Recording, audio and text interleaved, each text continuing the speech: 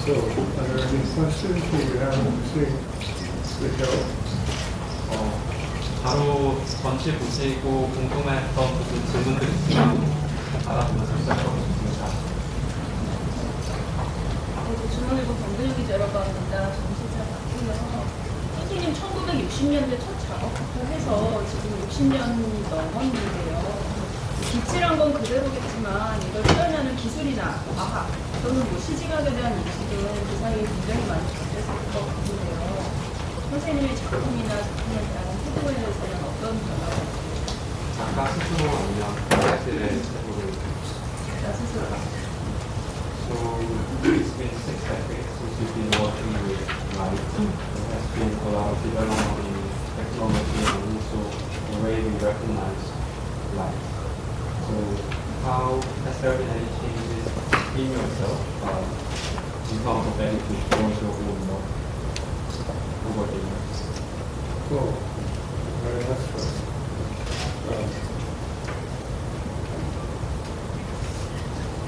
The biggest thing is, we come from a culture that uses light to reveal things about other things. If we light from the ceiling to have light for reading, we light for painting. And so the biggest thing is that we use light to reveal something about other things. And the biggest change is just my interest in light as a revelation itself. 안 들리는데 마이크 쓴다는 말씀인가요? Is that, can you translate for her?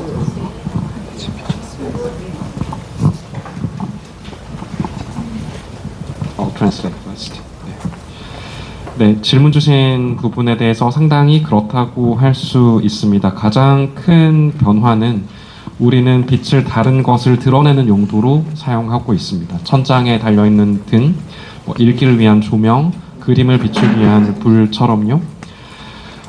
이처럼 빛을 다른 것을 드러내는 데 사용을 하지만 제가 더 흥미있게 생각을 하게 된 것은 빛 그 자체를 보여주는 것, 그 자체를 드러내는 것입니다.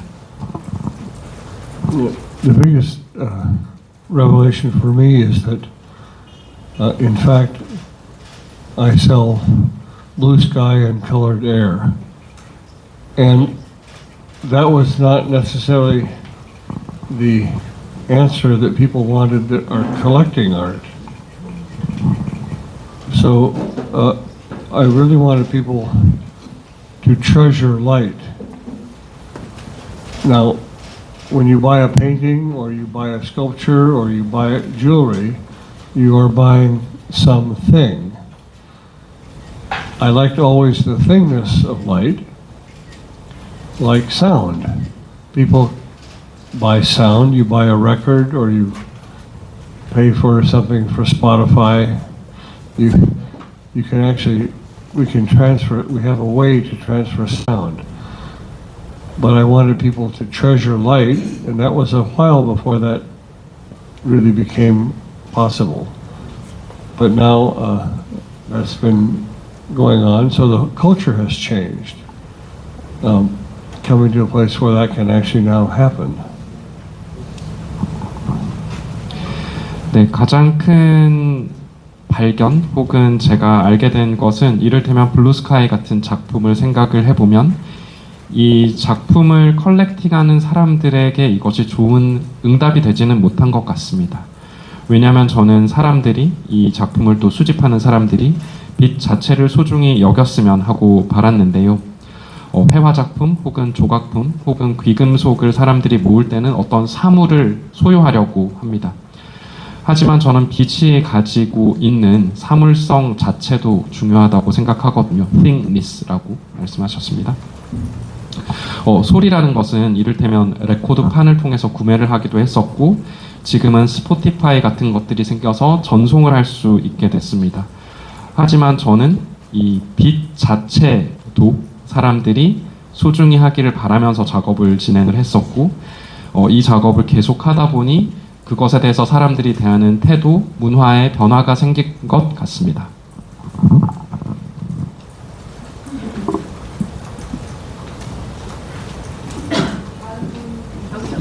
그러면 저기 터렐에게 빛이라는 게 물리적 도구인지 철학적 재료인지 빛은 나에게 무엇인가라고 질문하신다면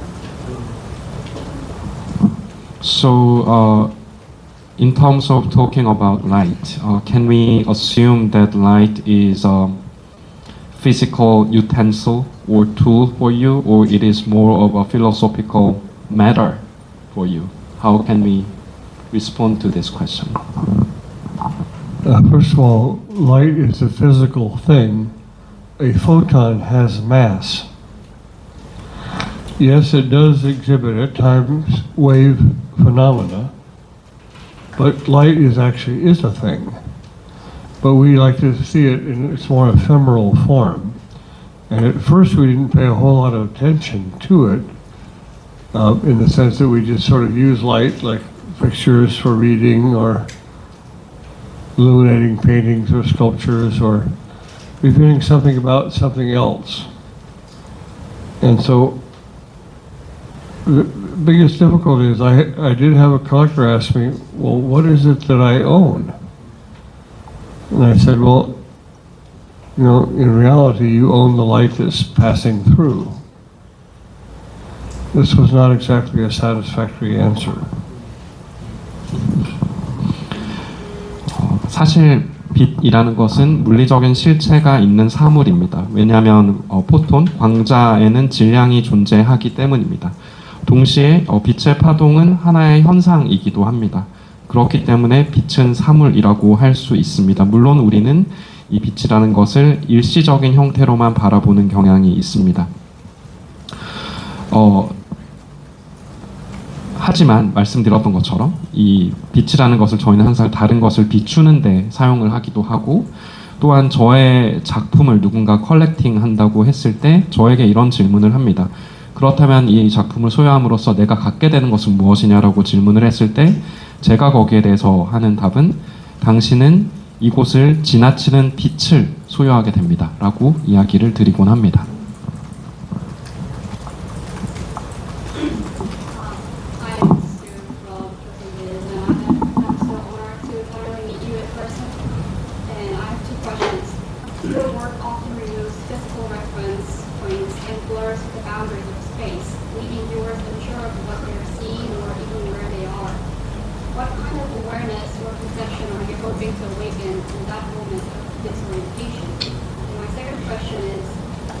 You've been working on the Rodin Crater project for over 50 years. For you, what would true completion look like? Well, regarding the finish of Rodin Crater, I had promised to open Rodin Crater in the year 2000, and I'm sticking to it. Basically, I'm doing the best I can, and the difficulty is,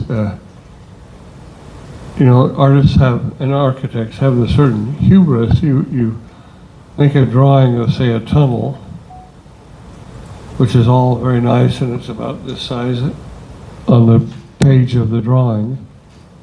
And then it turns out to be 900 feet long, or 300 meters, 14 feet in diameter, and you realize that's going to cost maybe about $4 to $10 million, depending on how you build it.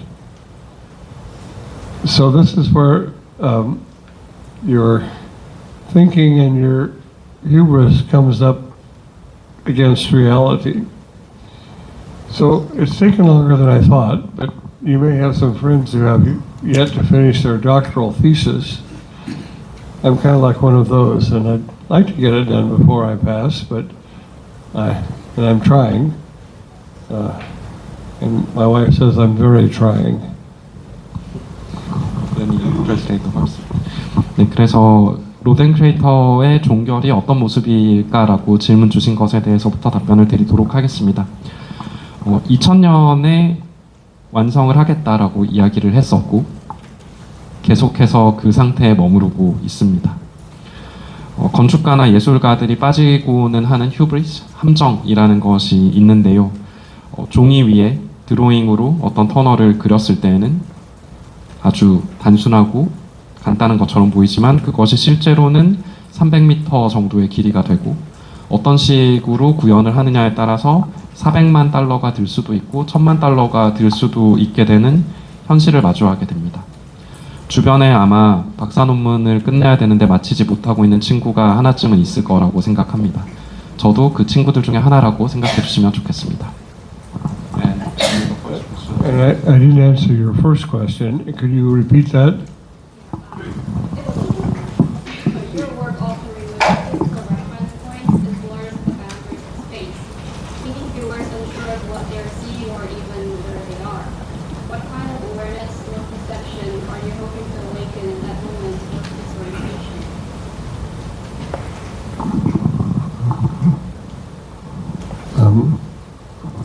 I started out as a mathematician in Boolean algebra, setting Julia sets, which are closed sets, the opposite of Mandelbrot sets, and was very interested in that kind of thinking. And I have to say that in studying, the first time I realized I had to study the psychology of perception is when I realized with painting in art, when you mix blue paint and yellow paint, you get green paint. But if you mix blue light and yellow light, you get white light. This is a surprise for many because we have to actually learn the spectrum. And dividing the light is how you get color in portions of the spectrum. Then you can mix it, put it back together, mix it with others to get white light, because all light is white light and no light is darkness or black. So the big thing is you have to learn about perception and how we perceive color. Very different from how we perceive sound. There are people that have perfect pitch with singing or with as a musician, but color has to do with the context of seeing, and that's where the psychology of perception is very important. And in terms of this, as you call it, confusion, it's not really, I don't find it confusion, I find it sort of coming to understand how we actually perceive the world in which we live. Through the way we learn to perceive comes how we structure the reality within which we live. So, this idea of perception is very important, and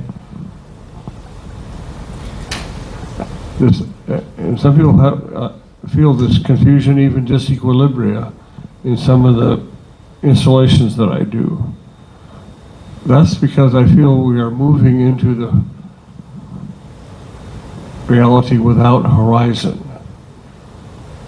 That would be like a pilot going into fog or cloud where you have to rely on the instruments, or a skier that gets whiteout from all the snow that they're involved with, or even a diver with a neutral density belt that actually is stable at a certain depth, and the only way they can understand which way is up is by seeing which way their bubbles go. So this disequilibria that happens to us when we lose the horizon is the universe we're moving into. In space, that's certainly true, but that's also true in just the thinking in cyberspace, which would be like in Boolean algebra, where your thought has to do with the sets you're involved with and how they interact with those around. And this learning to move into the horizonless landscape, the landscape without horizon, is something we have been doing quite a bit recently, with flying, with space, even skiing, or driving in the fog. And we're taking ourselves where we're living in this new landscape, and I think it's very exciting. It does give a certain physical feel, and some people are uncomfortable. Like if you get in an airplane, you do aerobatics, you do rolls or loops, you can lose your lunch, you can throw up and get sick. But after a while, all those people who skydive, who do aerobatics in airplanes, you get to actually, the sensations that you have, you seek. You get to actually like them. And so this is what is even happening in the cyber universe as well, where the idea of thought without horizon, or sets that don't have that kind of normal leveling, is exciting and exhilarating. Because you find that after people do aerobatics, they really get into it. And then they take their friend on it, and their friend throws up in the back seat. It's a very interesting thing that happens, but that's the universe we're all moving into. And we're moving it into with our thought. And so I want to explore that universe with the work I do. And so yes, it comes with sometimes people having to sit down on the floor because they feel dizzy in the work that I've done. But after you see it for a while, you come to have a very positive feeling. But it's something that's learned. And this is the difference between, we're quite unaware of how we've learned to perceive in this life. We think of blue is cold, red is hot. The opposite is true. A red star is cooler than a blue star. So that light has a shorter frequency of the blue light. So it's actually hotter. But we've learned this other way of thinking that has to do with interior decoration.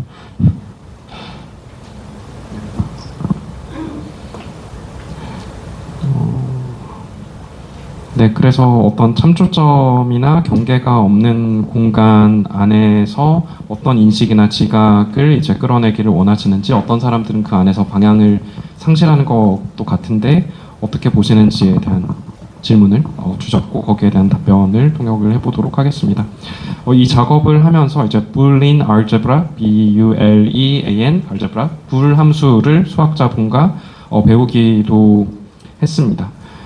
왜냐하면 이 색상이라는 것을 생각해보면, 색깔은 이제 파란색과 노란색을 섞으면 녹색이 나오는데, 이 같은 파란 빛과 노란 빛을 섞으면 하얀색이 나오게 됩니다. 대부분의 사람에게 이것은 뭔가 이해할 수 없는 현상처럼 여겨지는데요.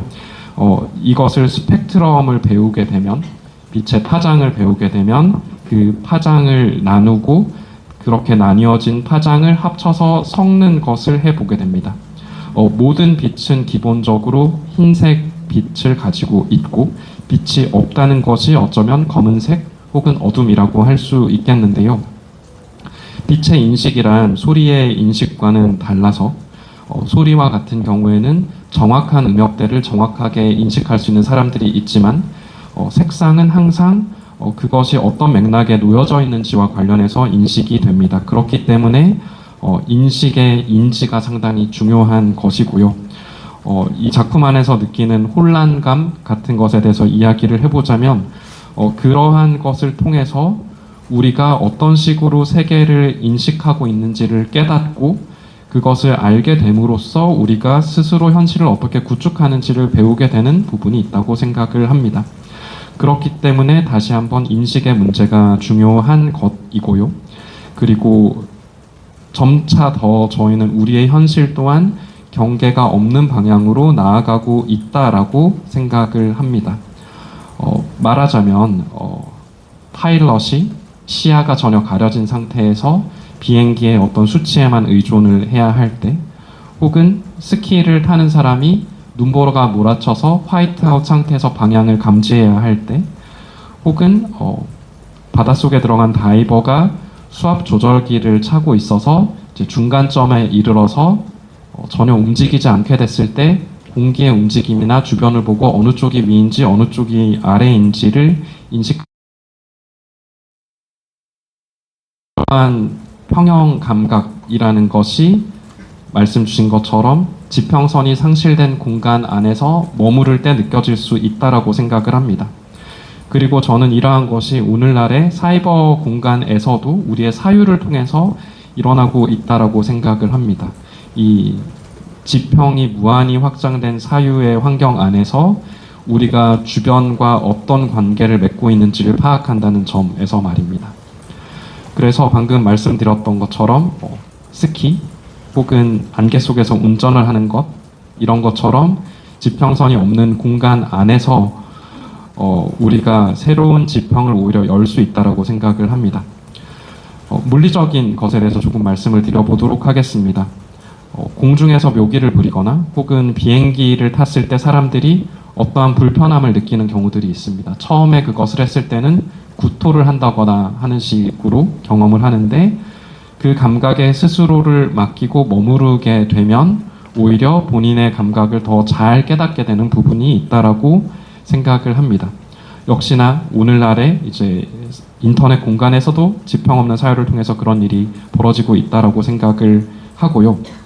이러한 것들을 감각이 개방된 사람과 그것이 개방되지 않은 사람이 동시에 있을 때, 이를테면 에어로바틱스를 하는 사람이 뒷좌석에 친구를 태웠을 때 뒷좌석에 있는 사람은 그것을 처음 겪으니까 일단 토하는 일부터 벌어지게 되죠. 제가 하는 것이, 저의 작업으로 하는 것이 어쩌면 그러한 일이라고도 생각을 합니다. 어떤 사람들은 제 작업을 볼 때 어지러움증이 느껴진다고 얘기를 하기도 합니다. 하지만 작품 안에서 좀 더 시간을 가지고 머무르게 되면 긍정적인 느낌들을 받게 되는 모습을 볼 수 있습니다. 말하자면 이것이 모두 우리의 인식과 관련이 되어 있다는 것인데요. 예를 들어서 사람들은 빨간색이 뜨겁고 파란색이 차갑다라고 생각을 합니다. 하지만 실제로 행성들을 살펴보면 푸르게 빛나는 별들이 더 뜨겁고 붉게 빛나는 별들이 더 차갑습니다. 왜냐하면 주파수가 더 짧은 간격으로 있는 이 온도가 더 뜨겁고 그것이 우리 눈에는 파랗게 보이기 때문입니다. 우리가 그것을 뜨겁다, 차갑다라고 인식을 하는 것은 사람들이 실내 장식을 할 때 쓰는 색상이라는 그 맥락의 인식 때문에 그렇게 느끼게 되는 것이죠. 네, 노영석 기자님 질문도 끝낼게요. 한겨레 신문 노영석 기자라고 합니다.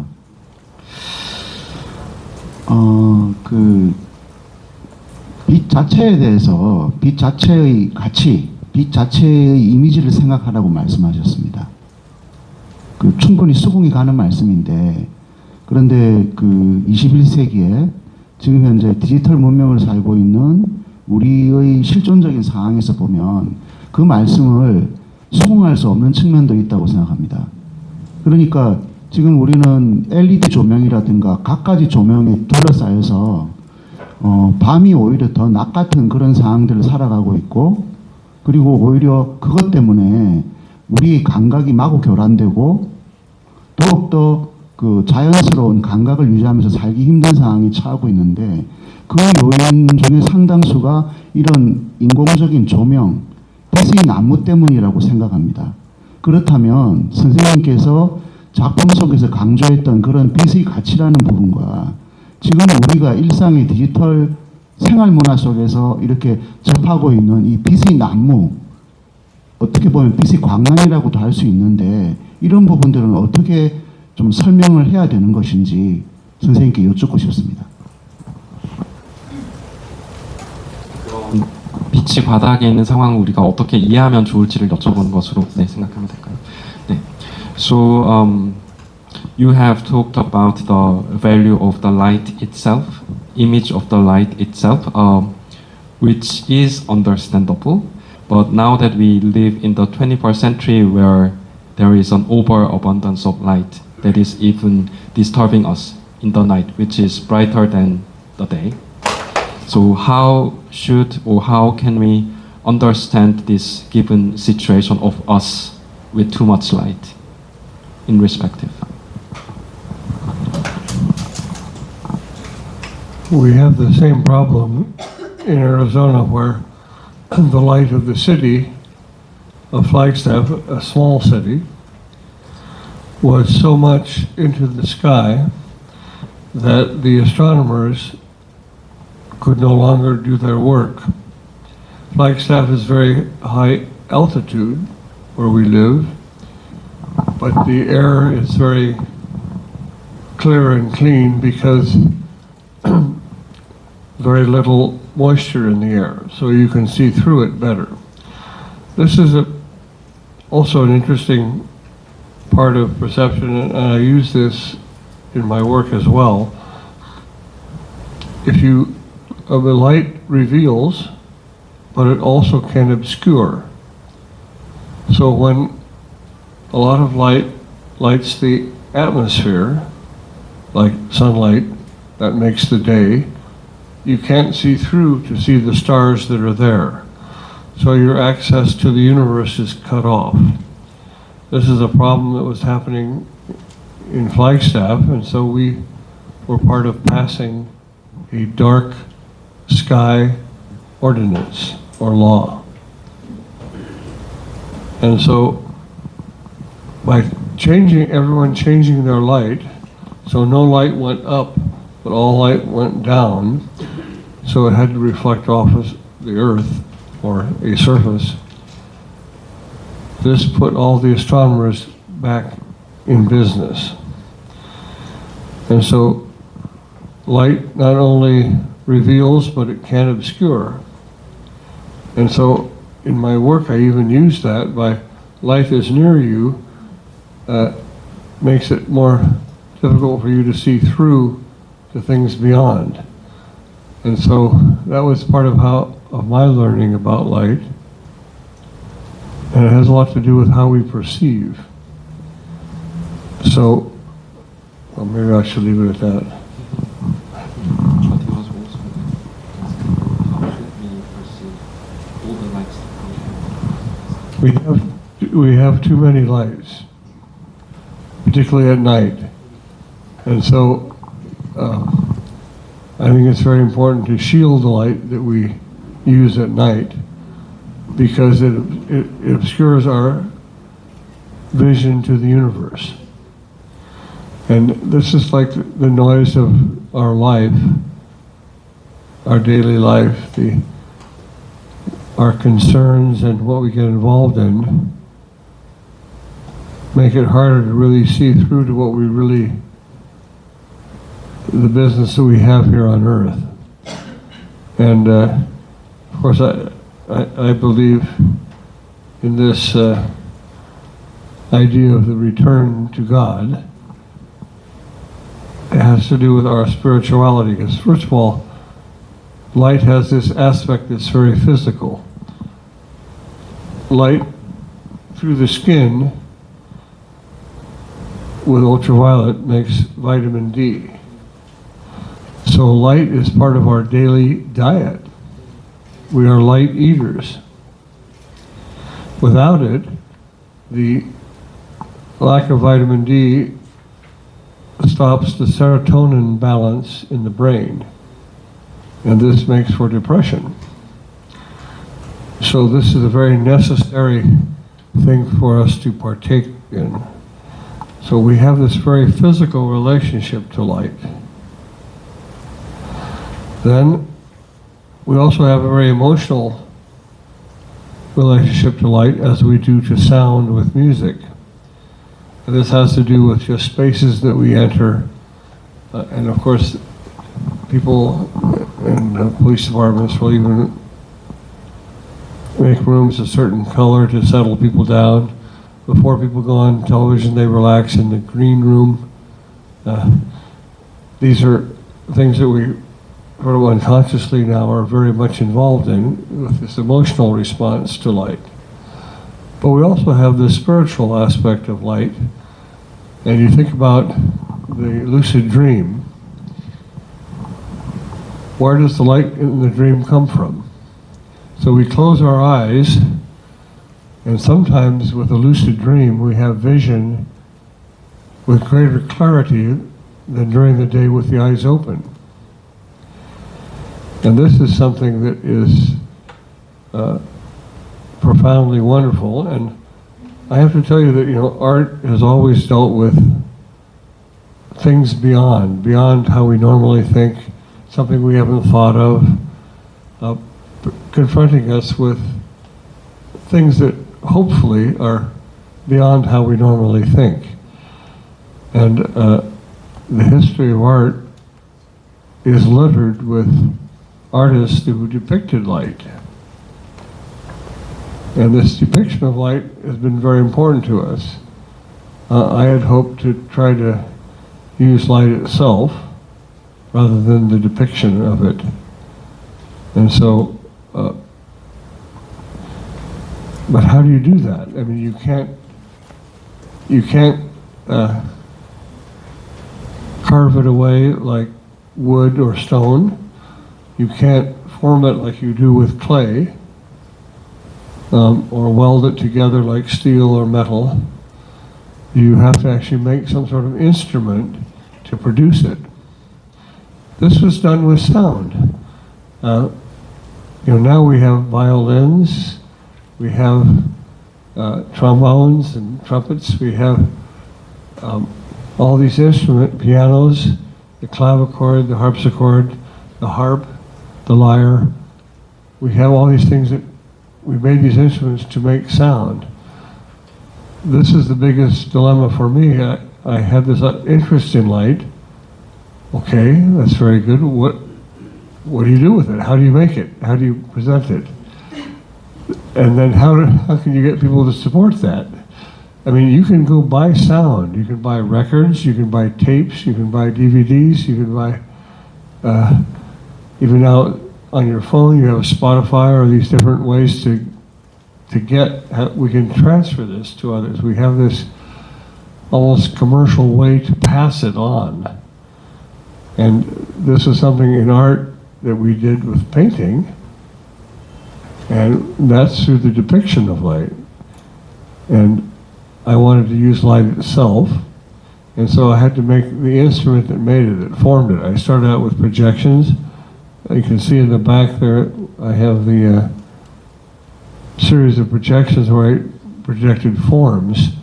That's what I started out doing in 1966 and 67.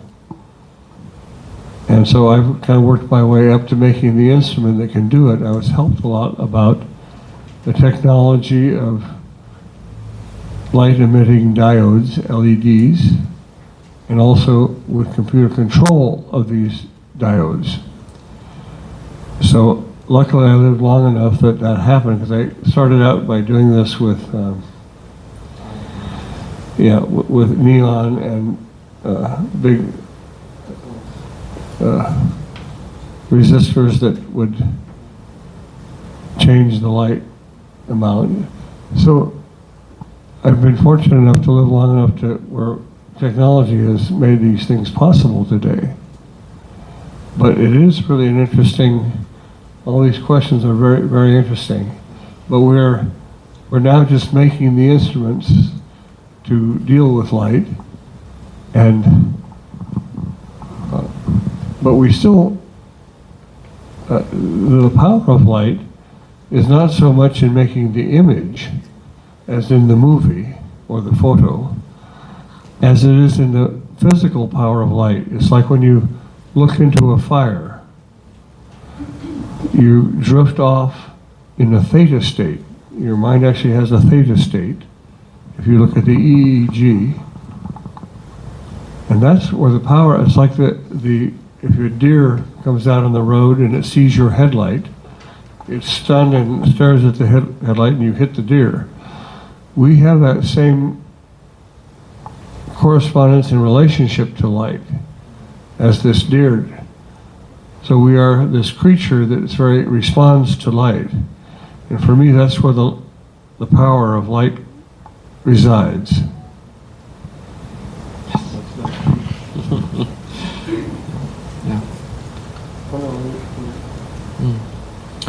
네.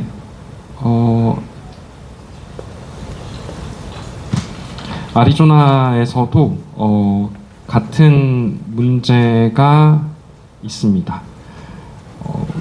플래그스태프라는 작은 마을인데요. 그곳이 이제 천문학 관측소들이 많이 있는 곳입니다. 고지대이기도 하고 공기가 맑아서 투과율이 더 높은 곳인데요. 이곳조차도 이제 과도한 조명 문제로 이 천문학자들의 관측이 어려워지게 되는 일이 생겼습니다. 빛이라는 것은 저의 작업에서도 이러한 인식을 활용을 하고 있는데요. 무언가를 보이기도 하는 것이지만 가리기도 하는 것입니다. 태양빛을 통해서 우리는 낮을 가질 수 있지만 이 태양빛이 별들을 가려서 우리와 우주와의 접속을 끊어내기도 합니다. 플래그스태프에서는 그래서 어두운 밤하늘의 준칙, Dark Sky Accordance라는 법안을 통과시켰습니다. 인공 조명들이 위를 향하는 게 아니라 적어도 아래쪽을 향하도록 배치를 하는 것입니다. 그래서 최소한 이제 지면을 반사하는 정도로 배치를 하게 된 것인데요. 말씀드린 것처럼 빛은 드러내기도 하고 가리기도 때문에 빛을 통해서 어떠한 빛이 놓여져 있으면 그 뒤에 있는 것이 무엇인지 잘 보지 못하게 되기도 합니다. 그리고 그것을 통해서 제가 깨달은 것은 이것이 우리의 인식과도 관련되어 있다는 것입니다. 말씀 주신 부분에 대해서는 정말로 특히 밤에 너무나도 많은 빛들이 있습니다. 그리고 이것들이 우주를 향한 저희의 시선을 가리기도 하고 우리의 삶에 있어서 우리가 무엇을 하고 있는지에 대한 그러한 시선을 보지 못하게 가리고 있다고도 생각을 합니다. 빛이라는 것은 사실 우리의 피부를 통과해서 자외선의 형태로 비타민 D를 생성을 하고 그렇기 때문에 우리는 우리의 일용할 양식으로 빛을 먹는다라고도 생각을 합니다.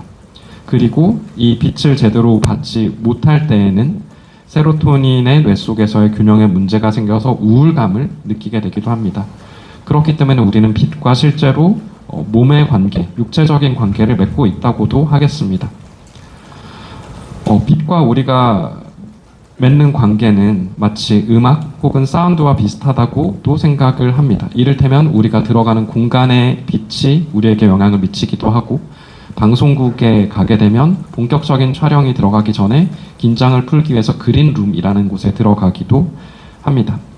또한 빛에는 영적인 측면이 있다고도 생각을 합니다. 루시드 드림이라는 표현을 들어보셨을 텐데요. 자각몽이라고 하죠.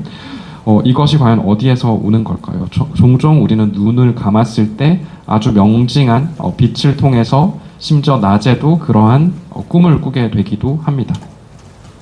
저는 예술이라는 것이 우리의 생각 너머에 있는 것들을 다루는 것이라고 보는데요. 미술의 역사를 살펴보게 되면 빛을 묘사한 작가들이 정말 많았습니다.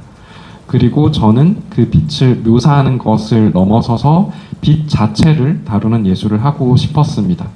그렇다면 어떤 작업을 해야 할까요? 나무나 돌은 깎아낼 수 있고 찰흙은 빚을 수 있고 쇠는 용접을 할 수 있습니다. 만약에 어떠한 것을 다루려면 도구가 먼저 필요할 것입니다. 소리를 다루는 도구들은 이미 존재합니다. 바이올린, 트롬본, 트럼펫, 피아노, 하프, 리라처럼 소리를 만들어내는 도구들이 있죠. 그렇다면 저는 흥미로운 빛이 있다라고 생각을 했을 때 어떻게 이것을 만들어내고 어떻게 이것이 받아들여지도록 만들 것인가라는 고민을 하게 됩니다. 물론 소리의 경우에는 말씀드렸던 것처럼 테이프, 레코드판, DVD, 심지어는 오늘날의 전화기에 담을 수 있는 형태로 온갖 상업적인 방법으로 그것이 이루어지고 있고 미술에 있어서도 회화라는 형태를 통해서 빛을 묘사하는 회화를 통해서 그것이 이루어지고 있습니다. 하지만 저는 빛 그 자체를 다루고 싶었기 때문에 이제 1967년에 프로젝트 여기에 보시는 작품처럼 빛을 프로젝션, 투사함으로써 그 도구를 만들기 시작했습니다. 그리고 LED라고 하는 발광 다이오드 그리고 컴퓨터를 통한 통제를 통해서 이제 그것들을 좀 더 잘 이뤄낼 수 있게 되었습니다. 이러한 기술들이 이제 나올 때까지 오래 살 수 있게 되어서 무척 다행이라고 생각하고요. 왜냐하면 처음 이 작업을 시작했을 때에는 실제 네온 조명과 그리고 전기 저항 소자로 이것들을 해냈기 때문입니다. 그래서 오늘 주신 질문들이 정말 흥미롭다고 저는 생각을 하고, 또한 빛의 힘이라는 것이 어디에 존재하는가? 빛의 힘이라는 것은 영화나 사진처럼 이미지를 만들어내는 것에만 있는 것이 아니라 빛이라는 물리적 실체 그 자체에 있다고 생각을 합니다. 또한 그러한 우리가 생각하는 일반적인 조명뿐만 아니라 모닥불과 같은 것들을 볼 때 실제로 이 이지를 작용을 하게 되면 우리 뇌에서 세타파가 발생을 하는 것을 알 수 있게 됩니다. 그리고 가끔씩 이제 밤에 도로에서 헤드라이트를 마주하고 옴짝달싹하지 못하는 사슴들을 본 적이 있을 거라고 생각을 하는데요. 그렇게 되면 사슴은 차에 부딪히게 되는데요. 인간들 또한 동일한 존재라고 생각합니다. 저는 인간들 또한 빛에 감응하는 존재들이라고 생각합니다. So I just have some final words to say. We've talked a lot about my thinking about work and my thinking about light and what all that is. In the end, I'm an artist, and I want to pass to you a piece of light. I would like to have you have this experience of light itself. Not every piece is as successful as another piece. So this is how life is. But you have here a taste of how I've gone through this and what I like to do. And it's this love of light and also this love of art. And you are here about those same things. And you are putting together an amazing culture right now. Probably the strongest culture in Asia is coming from Korea. And it's happening everywhere. All the way from popular music and K-pop on up to amazing musicians and pianists and violinists and people who really are pushing the limits. So this is a culture that really loves that as I do. And in the end, I'm just an artist. Art's not the biggest thing in the world. But this is my job. I'm trying to do my job. 네, 그리고 마지막으로 하나만 더 첨언 드리자면, 오늘 저는 제가 빛에 대해서 어떻게 생각하는지를 많이 말씀을 드린 것 같습니다. 하지만 결국 저 또한 한 사람의 예술가일 뿐입니다. 제가 오늘 여기서 하려고 하는 것은 여러분에게 한 조각의 빛을 전달하는 것이고, 빛 자체의 경험을 제공하고 싶은 것입니다. 저의 모든 작품들이 동일한 정도로 엄청난 성공을 거두는 것은 아닙니다.